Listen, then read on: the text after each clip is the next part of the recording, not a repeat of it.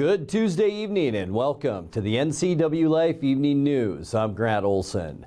Before we get to tonight's top stories, let's take a look outside our weather window and a dreary and cold day for the Wenatchee Valley today. This is looking down at the Wenatchee Valley from our Wenatchee Heights Sky-Fi Tower camera, and this is pretty much what we dealt with for most of the day today. Low-hanging clouds, and that really kept our temperatures dry. And why not? We're going to stay in this pattern right through the end of this week and into the weekend coming up. We'll continue to see areas of fog and low clouds, dry conditions, and chilly temperatures. In fact, how chilly? Yeah, we're going to be between 30 and 40 for our high temperatures right through the upcoming weekend, with lows anywhere in the single numbers into the low 20s. And I'll have your complete North Central Washington weather forecast coming up a little bit later on. And now a few of the news stories we're following for you tonight. The Christian podcaster accused of sexually assaulting other men in his Bible study group has been charged with 8 felonies. A court order will double the amount of time a Wenatchee man must spend on probation once he leaves prison for attacking another man with a baseball bat.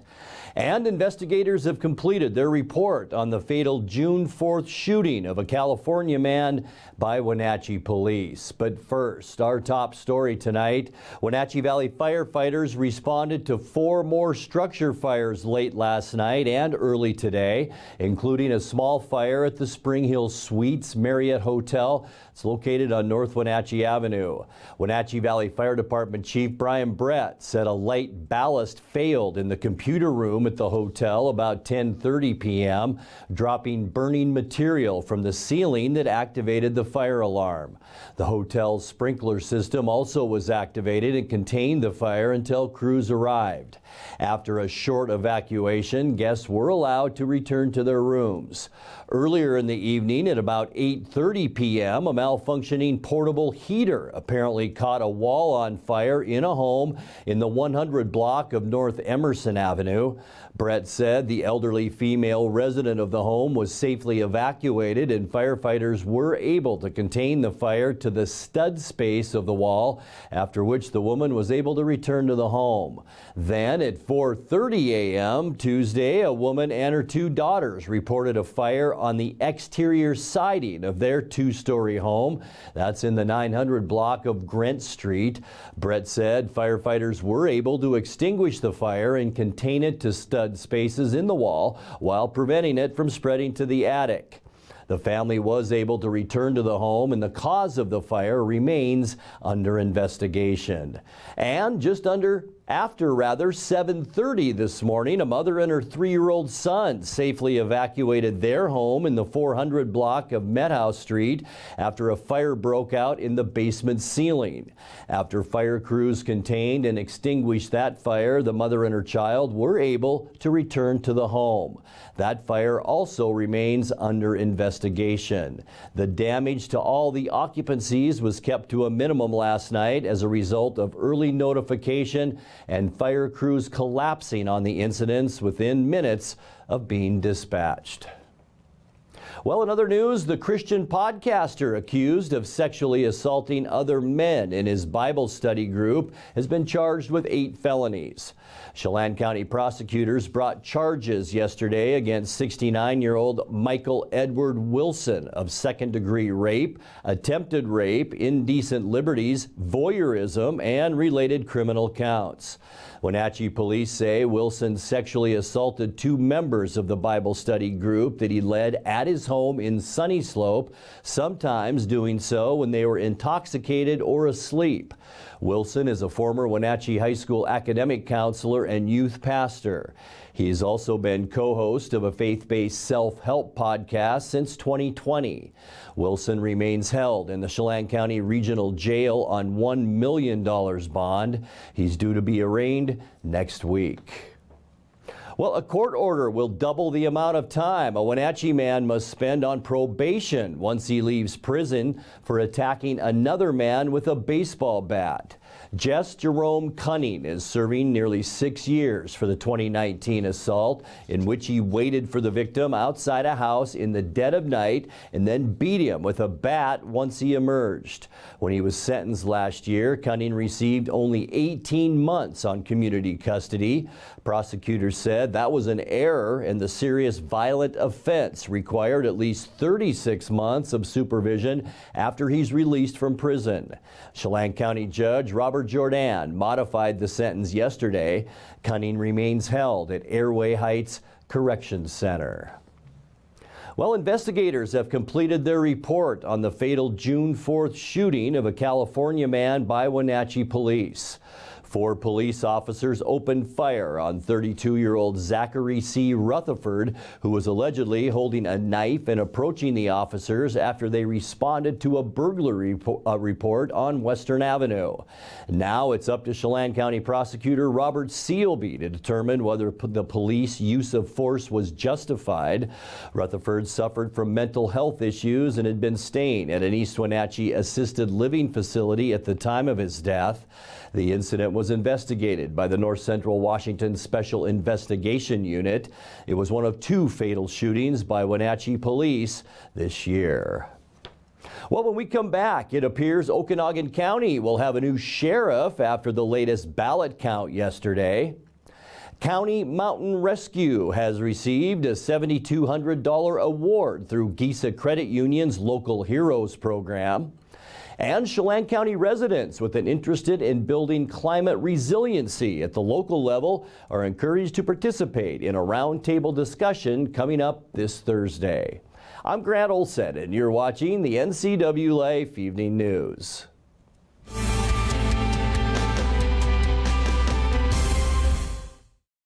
The holiday season is coming up quick, and life can get hectic. Let Merry Maids help simplify yours. You expect a lot, and Merry Maids delivers more. They'll make your home or business sparkle for holiday parties, special events, and family gatherings. They'll customize the cleaning to fit your needs and your budget. Merry Maids are cleaning experts. They're licensed, bonded, and insured. Best of all, your satisfaction is always guaranteed. Visit online, merrymaids.com, and call for a free estimate. Then you can relax. It's done. At Local Myth Pizza, we believe in real food, freshly prepared with only premium ingredients. Our cheeses are imported from Italy. Our sauces, dressings, and even our sausages are made in-house fresh daily. Featuring Northwest craft beers and 30 Chelan Valley wines and ciders. Family fun and amazing food. Eat local, drink local, and be local at Local Myth Pizza. Come see why Sunset Magazine says you can't beat Local Myth Pizza.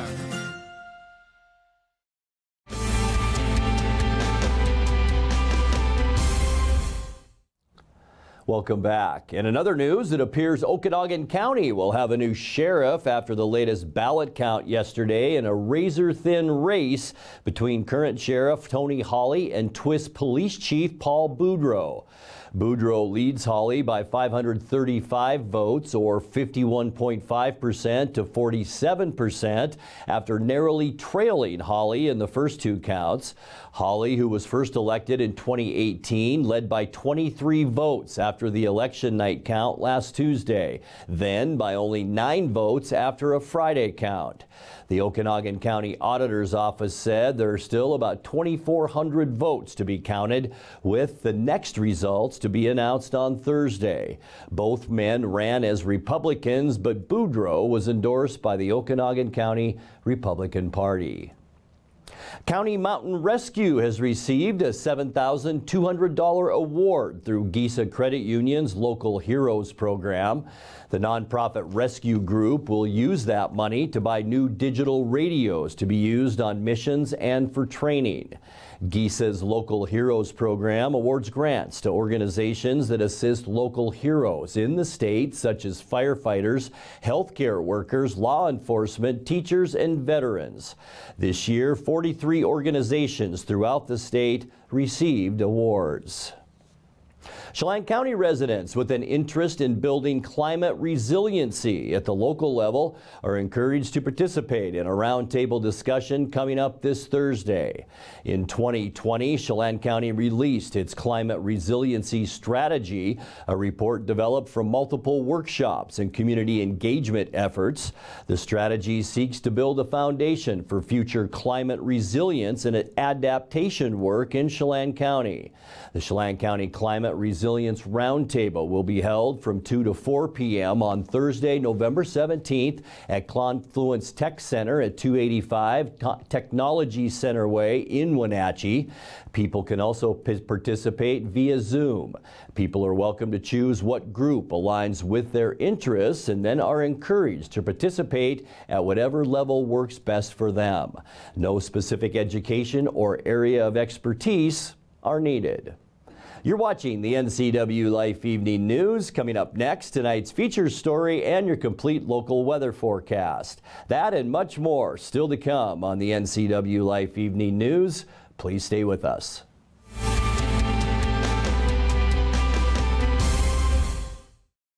At D.A. Davidson in Wenatchee, they believe your investment success begins with a personalized plan. A plan that is the roadmap you need to navigate your way to living your best years in retirement. D.A. Davidson can help you create a plan so you can take the time to enjoy the finer things in life. Let the financial advisors at D.A. Davidson help chart your retirement future today. Raising a family may have seemed overwhelming to your parents, but they weren't. Coach, teacher, life guide, caregiver. Family takes care of family.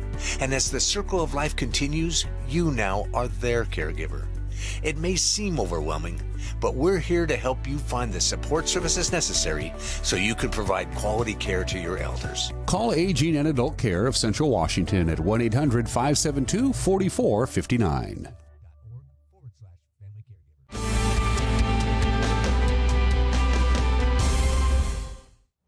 Welcome back to the NCWLIFE Evening News. In tonight's feature stories, hospitals call it respiratory season when flu and other illnesses contribute to inpatient caseloads. This year, pediatric cases are in the spotlight, especially due to respiratory syncytial virus, which is also known as RSVP, a cold-like illness that can progress into serious disease. The Washington State Hospital Association says treatment centers across the state are in crisis mode as they attempt to help a flood of young patients. The current RSV surge is putting extreme pressure on an already stressed system, and that is leading to backups in care and longer wait times for urgent and emergency care across the state. Some contributing factors include an increased demand for pediatric emergency services and the complexity of illness due to delayed routine care. Every year at about this time, we are thinking about and preparing for what we call respiratory season, where hospitals are adding space and supplies and staff. And this is a really challenging year to be able to do that because already our system has been operating under a lot of strain, including particularly for staff. Like all other industries, the hospital and healthcare space is experiencing staffing shortages, which makes responding to a surge of this type especially challenging.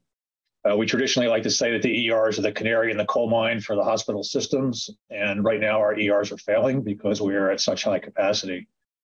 All the things Taya mentioned are true. Our ER is at 100% capacity, almost 24 hours a day, and in the evenings up to 300% capacity. And what that means is that patients who come for emergencies are treated immediately, but for people who don't have an emergent issue, there's a longer wait. And we're seeing our service levels drop. Our left without being seen is increasing because people are unwilling to wait for a long time. And it's really an amalgamation of a lot of issues. It's huge volumes, huge surges, the viruses, the triple-demic, as we've talked about, it's really a twin-demic at the moment with the flu and RSV, and really a lack of availability in the hospitals, which are full, and a lack of availability in the communities, which are full. compounded by the staffing crises in all those places, has really led to a spot where the ED is the last resort for many of these patients.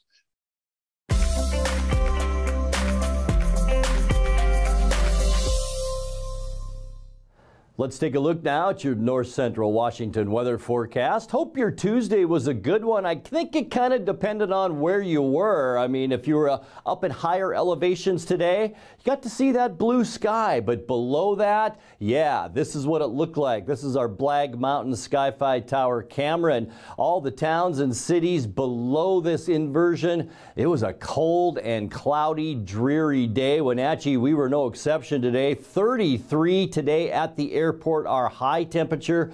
44 is where we should be for this time of year. We started off at 28, so we didn't warm up all that much today, and that's not well below where we should be for this time of year, which is 31 degrees. Record low 15 set in 1978, and for the second day in a row last year, our record high 64 degrees. Would feel great today, wouldn't it? Our precipitation to date since January 1st still in good shape at 7.49. Sunrise 7:06 and the sun set at 4:25. Taking a look at your hump day temperatures, things aren't going to change a whole lot. In fact, we are in a very persistent weather forecast right now, which means day after day after day after day, pretty much the same weather. We're going to see that tomorrow. 37 in Moses Lake and Ephrata, 36 for Quincy, 35 in the Wenatchee area, and then a host of 33s and some 34s for Kashmir all the way up into Omak. Taking a look at what we can expect tonight, partly cloudy skies,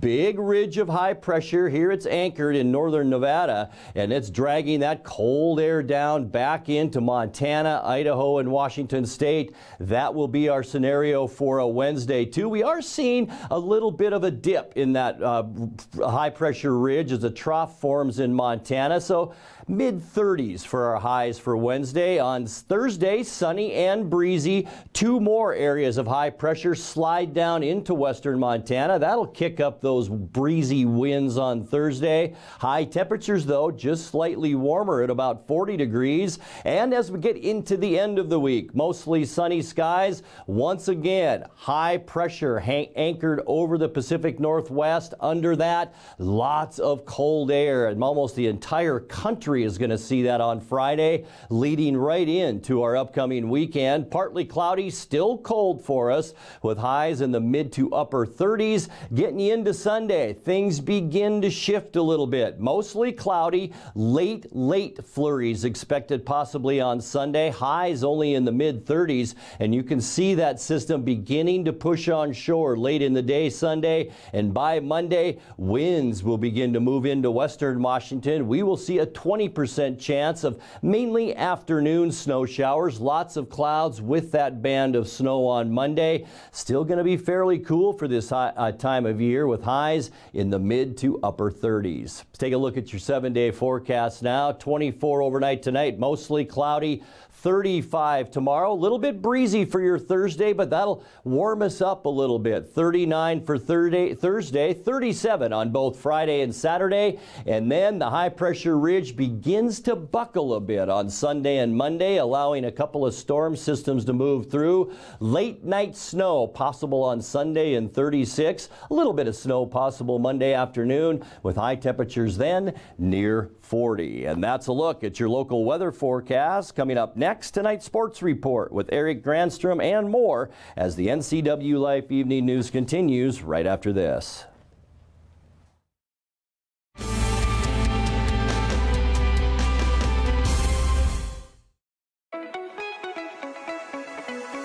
Blue Lagoon Pool and Spa end of the year blowout sale is going on now.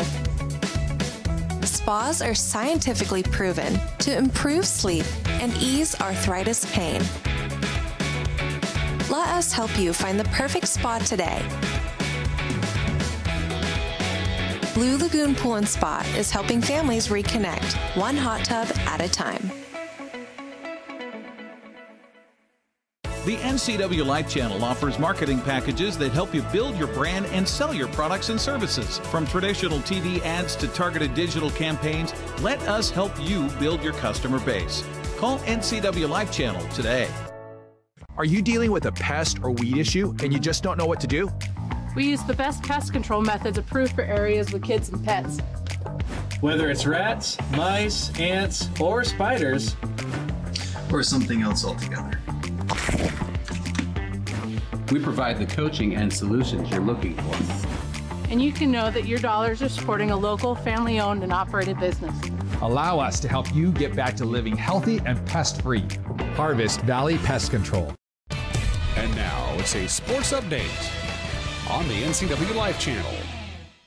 And a happy Tuesday to you. Seattle Mariners center fielder Julio Rodriguez can add another trophy to his shelf.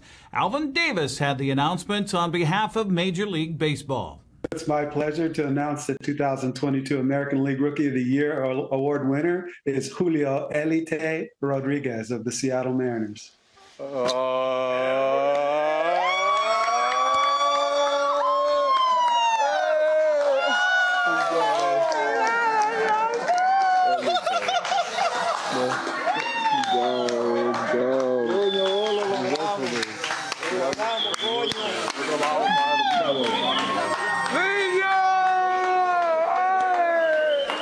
Julio with his family there. He led all rookies with 28 home runs and 260 total bases. He was second among rookies in RBIs with 75, runs scored with 84, and stolen bases with 25. He says the strength and the support of his parents made it all possible. They really mean the world. They really mean the world to me. I feel like without these two people, especially right here, like, it wouldn't have been me. It wouldn't be Julio. I wouldn't be the kid that just loved playing the game and, like, try to do the right thing just because of them.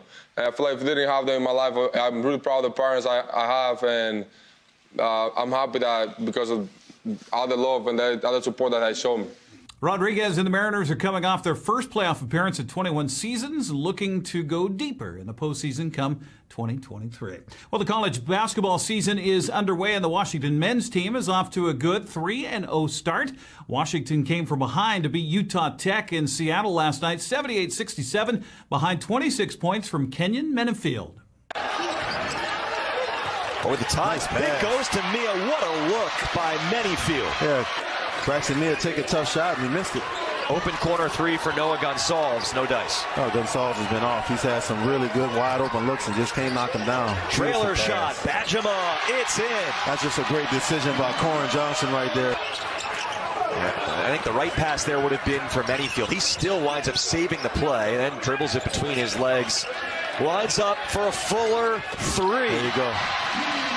For Utah Tech, it is Stain missing. That was a good look, though. That's a shot Coach Junkins can live with. Look at that pass. Just gets through, and Mia slams it in. Oh, man, I like the young fella, Keon Mennefield. He's got two athletic 7-footers he's playing against. Leader strip, Christensen, again, not quick enough. Yeah, what you going to say about that one then, AJ, huh? Playing zone. Mennefield, tough look. It's a step back three, and he's got it. I'm telling y'all, this little fella gonna be special, man. And the final score: Washington 78, Utah Tech 67. For the first time in the Mike Hopkins era, a 3-0 start for the Dogs. Yeah, Cole Benjamin scored 16 points as Mike Hopkins decided to switch to a taller lineup. We worked on it yesterday. We've been talking about it, but when you have new guys, you can't go too fast. You know, you gotta slow build versus guys, you know, some of the rotations new guys are playing, forgetting some of the plays, so we got to keep it simple. We worked on it, had a couple things that we could do with them, and didn't know how it would be, but we went down 6 to up 7, so it worked. Huskies are off to their first 3-0 start since Hopkins took over the program in 2017. He says the team has a long way to go. Obviously, winning is great. But like I told the team, like we just DMGB, doesn't matter. We just got to keep getting better. Like we want to be prepared to win championships, and we got to clean up a lot of things. How our starts, fouling a little bit, some different lineups. But I'm really proud of the guys adjusting on the fly. Those injuries happen one day to prepare. And when you start playing games, there's not a lot of practice time, and energy is their greatest resource, and you don't want to sit there and pound them in there because they're kids. They got to go to school. You know, they've got stresses and pressures and all these other things that student athletes deal with, and you know, you're managing energy too. I don't know if you're like me. I had to think about that. DMGB. Doesn't matter. Get better. Okay, there you go. Also on the men's courts last night, Angelo Allegri and Tyrese Davis each had 14 points to lead Eastern Washington over Mississippi Valley State, 60-52. Eastern Washington's women's team also victorious. Jamie Lorera hit a layup at the buzzer to beat Southern Utah, 62-60. Jada Martin led the way for the Eagles with 16 points, while Jacinta Buckley had 13. Also, congratulations to Washington State's Charlize Ledger-Walker for being named the Pac-12 Player of the Week this week. Charlize Ledger-Walker already with 5 points, make it 7. Beautiful. Tedar leaving it for Wallach. Panthers wanted to travel. Instead, it's Matuga with an easy bucket. And when they themselves have the opportunity to attack the paint, they're getting a lot of easy looks. And again, you see right here, this is an amazing pass right now. Charlize Ledger-Walker is one of the best and most dynamic guards in the country and is so unselfish. Rosenthal says, I got this rock and we are running. Rosenthal tried to get by Tedar, who poked it away after Rosenthal got by her. Ledger-Walker for 3. And she's got 1,000 points career, ladies and gentlemen. Charlize Ledger. History for number 5. What you love about Charlize is she is taking and making threes at a nice clip this year, shooting at the ball with a lot of confidence, and nothing more confident than scoring your 1,000 point here in the Palouse. Yeah, Ledger-Walker scored 35 points in a loss to San Francisco on Friday, had 24 in Sunday's win over Prairie View A&M to eclipse the 1,000 point mark in her career. Congratulations. Well, we're making plans for our winter broadcast season here on the NCWLIFE channel. Here's a peek at our December schedule, starting on the 3rd, when we'll be at Wenatchee High School for a doubleheader. The boys start things off at 1:45 against North Creek, followed by the girls at 5 against Sela. We'll broadcast a doubleheader between Eastmont and Othello on Tuesday, December 6th. Well, the boys at 7, the girls at 9 o'clock. The 8th is set aside for hockey and wrestling. Going to be a busy night. We'll start it off at 7 as the Wild take on the Trail Smoke Eaters. That'll be followed by Wenatchee and West Valley in wrestling at about 9 o'clock. We'll feature non-league basketball between Eastmont and Lake Stevens with the girls at 2, the boys at 4 o'clock. We'll be back with hockey and wrestling on Thursday, December 15th, with the Wild facing Penticton, followed by Eastmont and Moses Lake Wrestling. Then on Saturday, December 17th, it's the first of 3 meetings of the season between Eastmont and Wenatchee basketball at Wenatchee High School. Girls start things off at 4:45. The boys follow at 6:30. You can go to our website to find out more about our winter schedule. That's sports news. Grant, back to you. Thank you very much, Eric. And now let's check in with Dan Koontz for a look at what's coming up tomorrow morning on Wake Up Wenatchee Valley. Dan? Thank you very much, Grant. On the Wednesday edition of Wake Up Wenatchee Valley, it's Kelly, it's Sean, it's Dan. We're cold now, but hearts will be warmed on Friday night, will they not, Sean? Yeah, it's going to get colder, but we are going to make a difference and see people get off the streets with people's help through Night in a Box for Lighthouse Christian Ministries. It is back in reality and at a new location at the Save Mart parking lot. All the information you need for Night in a Box on the next edition of Wake Up Wenatchee Valley. Grant, back to you. Thank you, Dan. And that will, wait, let's take one last look at our weather forecast. Thank you, Malcolm. And I'll tell you what, a persistence forecast. We talked about that earlier. What that means is our weather will not change. And we have seen this weather pattern for at least a week now. And we're going to see it for another week, right through the rest of our work week and into this upcoming weekend. Cold temperatures with highs only between 30 and 40 degrees. And that will do it for our newscast tonight. For more on these stories and other news from around North Central Washington, you can find us on Facebook or our website at ncwlife.com. And remember, if you see news happening, we'd like to hear from you. You can send us an email at news@ncwlife.com or give us a call at 888-6295. I'm Grant Olson. Thanks for being with us and have a great night.